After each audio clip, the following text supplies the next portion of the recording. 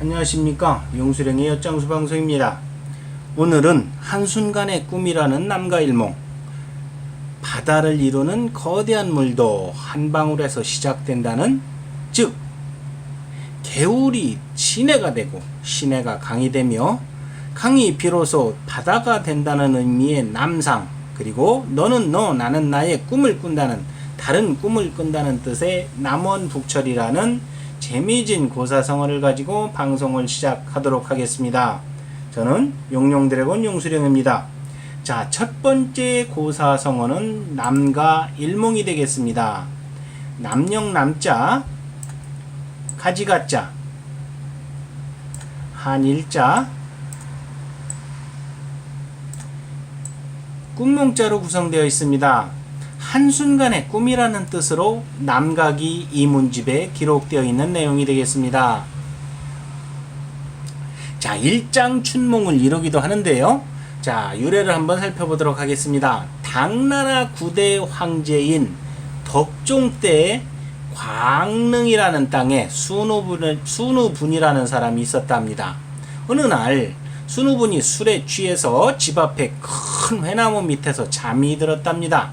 그러자 어디선가 남색 관복을 입은 두 사나이가 나타나더니 이렇게 말합니다. 저희는 괴안국왕의 명을 받고 대인을 모시러 온 사신입니다. 순우분이 사신을 따라 회나무 구멍 속으로 들어가자 국왕이 성문 앞에서 반가이 맞이합니다. 순우분은 부마가 되어, 부마란 공주의 남편입니다. 부마가 되어 궁궐에서 영화를 누리다가 잘 먹고 잘 사다가 남가 태수를 제수받고 부임했습니다. 남가군을 다스린 지 20년, 그는 그간의 치적을 인정받아 재상이 되었답니다. 그러나 때마침 침공에 온 달라 국군에게 참패하고 말았답니다. 설상가상으로 아내까지 병으로 죽자 관직을 버리고 상경했습니다. 얼마 후 국왕은 천도, 즉 수도를 옮겨야 할 조짐이 보인다며 순우분을 고향으로 돌려보냅니다. 잠에서 깨어난 순우분은 꿈이 하도 이상해서 회나무의 뿌리 부분을 살펴봅니다. 과연 구멍이 있었습니다. 그 구멍을 더듬어 나가자 넓은 공간에 수많은 개미의 무리가 두 마리의 왕개미를 둘러싸고 있었답니다. 여기가 바로 괴안국이었고 왕개미는 국왕 내외였던 것입니다. 또 거기서 남쪽으로 뻗은 가지, 즉 남가에 나 있는 구멍에도 개미떼가 있었는데 그곳이 바로 남가군이었다 합니다. 순우분은 개미구멍을 원상태로 고쳐놓았지만 그날 밤에 큰 비가 내렸다 합니다. 이튿날 구멍을 살펴보았으나 개미는 흔적도 없이 사라졌다 하는 것이라 할 수 있겠습니다. 국왕이 천도해야 할 조짐이란 것이 바로 이 일이었다 할 수 있는 것입니다. 이러한 남과 일몽은 개미의 꿈이라는 의미로 의몽이라고도 할 수 있으며 남과 지몽이기도 하며 남과몽, 괴몽이라고도 일컬어집니다. 그리고 일장춘몽과 한단지몽, 그리고 무산지몽과 부생양몽, 또한 장주지몽이라는 의미와도 비슷하다 할 수 있겠습니다. 개미, 즉 개미의 꿈이 개미의 꿈인 의몽이 원전이라고 할 수 있겠습니다. 잠에서 깨자 모든 것이 부질없음이니 화무 11호과도 뜻이 통한다 할 수 있겠습니다. 이렇게 개꿈이 이리도 많으니 많은 것들이 부질없다 할 수 있을 것입니다. 그러므로 우리는 안분지족하는 삶의 자세를 갖는 것도 현명한 한편이라고도 할 수 있겠습니다. 자, 그림을 한번 보도록 하겠습니다. 나무 밑에서 어느 남자가 잠을 자고 있습니다. 저렇게 나무 밑에서 잔다면 남과 일몽의 고사에서 비롯된 이러한 출세가 가능할까라는 이러한 망상을 한번 해보기도 합니다. 그리고 두 번째에 있는 그림은 배짱이의 전매 특허라고 할 수 있는 띵가띵가를 골렘개미가 여유만만하게 즐기고 있습니다. 주객이 전도된 듯한 이러한 그림이라고 할 수 있겠습니다. 요 세 번째는 장주지몽이라고 해서 꿈을 꾸고 있는 내가 나비가 된 것인지 나비가 나로 변화해서 꿈을 꾸는 것인지 애매모호한 상황을 나타내고 있는 장주지몽이라는 이러한 남가 일몽과 유사한 고사성어를 나타내는 그림이기도 합니다. 자, 두 번째 남상이라는 고사성어를 한번 살펴보도록 하겠습니다. 넘칠 남자 잔상으로 이렇게 구성되어 있습니다. 사물의 시초나 근원을 이루는 말로서 순자 자도편과 공자가어 삼서편에 기록되어 있는 내용이기도 합니다. 겨우 술잔에 넘칠 정도로 작은 물이라는 뜻으로서 사물의 시초나 근원을 이루는 말이기도 합니다. 술잔에서 넘친다는 뜻으로 아무리 큰 물줄기라 하더라도 그 근원을 따지고 보면 자그마한 술잔에서 넘치는 물로부터 시작된다는 뜻이라고 할 수 있겠습니다. 그러므로 사물의 시초나 근원을 이루는 말이라고 할 수 있겠습니다. 요례를 따져보겠습니다. 공자의 제자인 자로는 공자에게 사랑도 가장 많이 받았지만 꾸중도 누구보다 많이 듣던 제자였다 합니다. 어쨌든 그는 성질이 용맹하고 행동이 거친 탓에 무엇을 하든 남의 눈에 잘 띄는 사람이었다 합니다. 어느 날 자로가 화려한 옷을 입고 나타나자 공자가 이렇게 말합니다. 양자강은 사천 땅 깊숙이 자리한 민산에서 흘러내리는 큰 강이다. 그러나 그 근원은 겨우 술잔에 넘칠 정도로 적은 양의 물이었다. 술잔에 넘칠 정도로 적은 양이라는 그 말 자체가 바로 남상이라고 할 수 있겠습니다.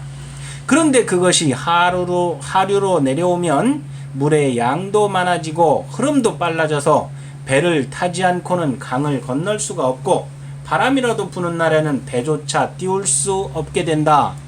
이는 모두 물의 양이 많아졌기 때문이니라 라고 이렇게 자로에게 일릅니다. 공자는 모든 일은 시초가 중요하며 시초가 나쁘면 갈수록 더 심해진다는 것을 자로에게 깨우쳐 주려 했던 것입니다. 공자의 이 이야기를 들은 자로는 당장 집으로 돌아가서 옷을 갈아입었다고 합니다.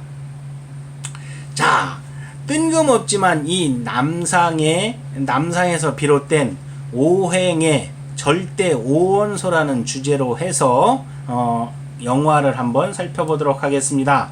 영화 제5원소라고 될 수 있겠습니다. 여기에서 한 장면이 나오는데 무대뽀 외계인인 망갈로워족을 한번 살펴보겠습니다. 아주 귀여운 친구라고 할 수 있겠습니다. 자, 과유불급이라 넘치면 안 되는 것이 바로 남상의 의미라고 할 수 있겠습니다. 자, 절대 오원소, 영화 제5원소에서 나타나고 있는 이러한 절대 오원소는 바로 물, 불, 흙, 공기의 절대 사원소에 때에 따라서 달라지는 쇠나 나무나 사랑 등 때에 따라서 달라지는 제5원소를 표현한 것이라고 할 수 있겠습니다.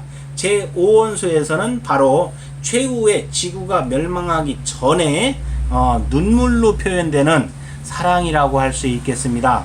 눈물 한 방울이 지구를 구원한다는 아주 허무맹랑하면서도 상상력이 넘치는 이러한 영화가 바로 제5원소라고 할 수 있겠습니다. 그리고 동양의 음양 오행에서의 오행은 목, 토, 금, 화, 수로 이루어져 있고 상극관계로서는 목은 토를 이기고 목은 토를 이기고 금은 목을 이기며 화는 금을 이기고 수는 화를 이기며 토는 수를 이기는 상극의 관계로 구성되어 있는 반면에 또 하나 반대급부의 상생의 관계도 있을 수 있겠습니다. 금은 금생수라 해서 쇠에서 이슬이 맺혀 물이 되기도 하고 수생목으로 해서 물이 나무를 자라게 한다는 내용이며 목생화로 해서 나무가 불을 타게 하는 원료가 된다. 화생토는 불이 타서 재가 되면 흙이 되는, 즉 인간도 죽으면 재로 되어 흙으로 돌아간다는 이러한 의미가 되겠으며, 토생금은 흙 속에서 쇠붙이가 생긴다라는 이러한 상생과 상극의 관계를 나타내는 것이 바로 남상의 이러한 의미라고 할 수 있겠습니다. 자, 다음은 세 번째 고사성어인 남원북철이 되겠습니다. 남영남자, 수레바퀴 원자, 북녘북자, 그리고 수레바퀴 철로 구성되어 있습니다. 행동이 마음과 일치하지 않는다는 뜻으로서 백거이의 신학부 입부 기시편에 기록되어 있는 내용이 되겠습니다. 수레의 긴 채는 남쪽으로 가고 바퀴는 북쪽으로 간다는 말로 서로 어긋나 있다라는 의미로 행동이 마음과 일치하지 않는 것을 가리키는 것이라고 할 수 있겠습니다. 유래를 따져보게 되면 전국시대 우리나라 왕이 조나라의 수도인 한단을 공격하려는 계획을 세웁니다. 때마침 여행을 하고 있던 신하인 계량이 이 소식을 듣고 급히 돌아와 말합니다. 저는 길에서 어떤 사람을 만났는데 북쪽을 향해 마차를 타고 가고 있었습니다. 그런데 그는 남방의 초나라를 향해 가고 있는 것이라고 했습니다. 그래서 초나라로 간다면서 북쪽으로 가는 까닭이 무엇입니까? 라고 묻자 그는 제 말은 아주 잘 달립니다 라고 대답합니다. 저는 말이 잘 달려도 이쪽은 초나라로 가는 길이 아닙니다 라고 하자 그 사람은 나는 돈을 넉넉히 가지고 있고 마부가 마차를 모는 기술이 훌륭합니다 라고 또다시 엉뚱한 대답을 했습니다. 왕께서도 생각해 보십시오. 그 사람의 행동은 초나라와 더욱 멀어지는 것이 아닙니까? 계량은 말을 잠시 멈추더니 다시 말합니다. 왕께서는 항상 패왕이 되어 천하가 복종하도록 하겠다는 말씀을 하셨습니다. 그렇지만 지금 왕께서는 나라가 조금 큰 것만을 믿고 한단을 공격하려고 하는데 이렇게 하면 왕의 영토와 명성은 떨칠 수 없을 뿐만 아니라 왕의 목표로부터 멀어지게 됩니다. 이것은 제가 만난 사람처럼 초나라로 간다고 하면서 마차를 북쪽으로 몰고 가는 것과 같은 것이라 할 수 있겠습니다. 무력이 아니고 인덕으로 천하를 제패할 것을 말한 것이라 할 수 있겠습니다. 여기에서 남원북철은 또 다른 대의를 나타낸 말이며 또한 북원적초, 즉 수레의 끌채는 북을 향하고 수레는 남의 초로 가려 한다라는 북원적초라고도 다른 말로 표현하기도 합니다. 계량은 무력이 아닌 덕으로 천하를 제패할 것을 진언한 것이라고 할 수 있겠습니다. 자, 그림을 보면서 다시 한번 살펴보도록 하겠습니다.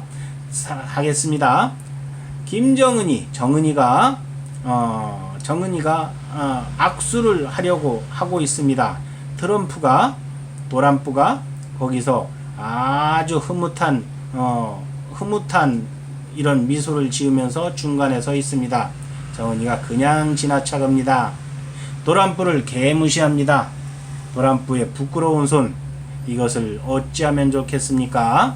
자, 두 번째 그림은 같은 침대에서 잠을 자고 있는 부부의 이름입니다. 이것이 바로 동상이라고 할 수 있습니다. 하지만 이 사람들이 반드시 같은 꿈을 꾼다라고는 할 수 없습니다.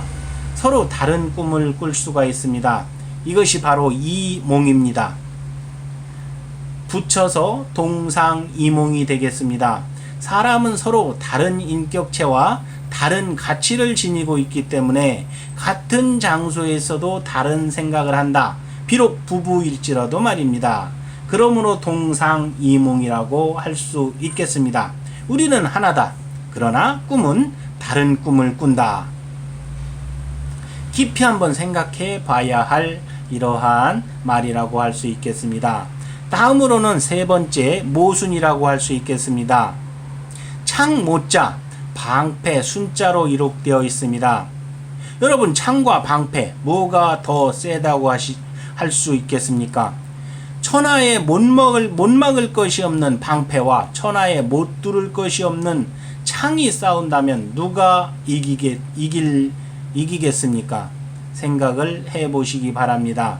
이렇게 앞뒤가 맞지 않는 이러한 말을 바로 모순이라고 합니다. 이러한 남원북철은 표리 겉과 속이 다르다는 표리부동의 의미와도 같고 가운데에 있는 그림과 같이 동상이몽이기도 합니다. 세 번째 그림인 모순을 뜻하기도 합니다. 이러한 모든 상황들은 결과적으로 꿍꿍이가 있다면 이렇게 행동할 수 있을 것이라는 이러한 속뜻을 내포하고 있다 할 수 있겠습니다.